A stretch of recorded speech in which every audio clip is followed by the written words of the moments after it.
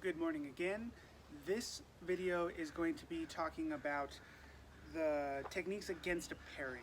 And so it's important to note that we're advised against making simple wide parries with the point offline because we're not threatening our opponent, and now we're being told some options if we have an opponent that does those.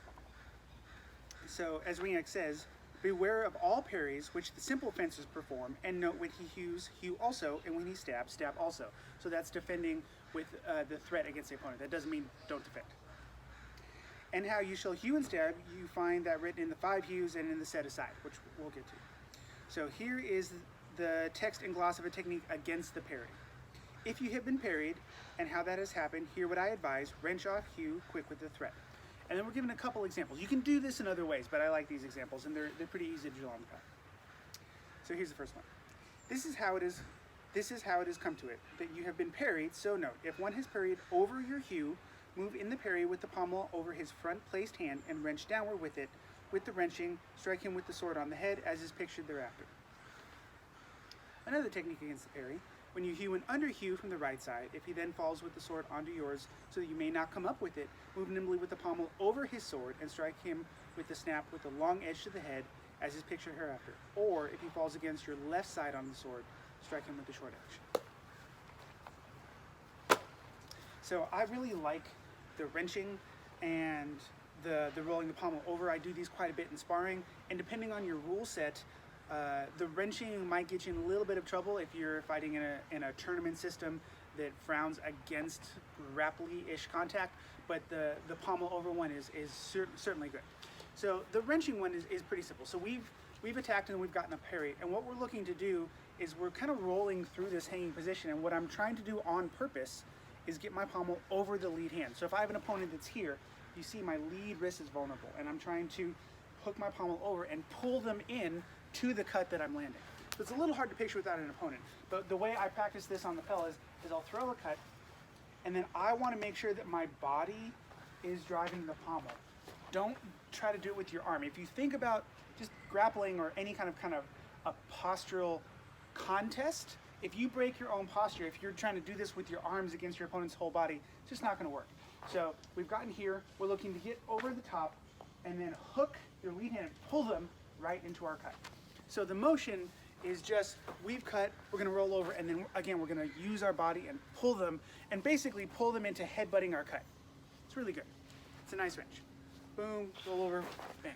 So that is one option against a parry, particularly if they have parried a little wide, they're over our sword, but their point is not on line.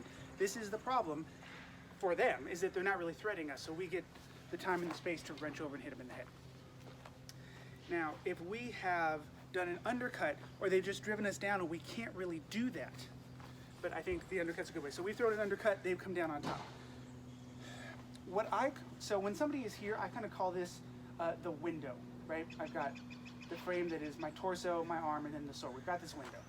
So rather than do the wrench, which is pretty contact heavy, I can now take my pommel and punch it across through that window.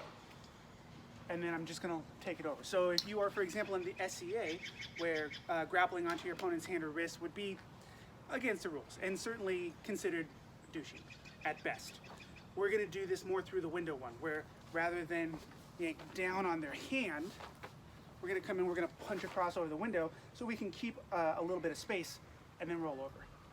And so that's really the big difference. Whether we've come underneath or we came and they just drove us down a little bit, we're going to transition through the hanging guard, push our hand through this window, and then hit him in the head. So cut through the window. And as you can see, even though I'm trying to go slow because of my knee, I really like to do this with the body and that little offline step. So you essentially, rather than pushing across, see how my chest is facing the camera, you want to turn your body to push through the window.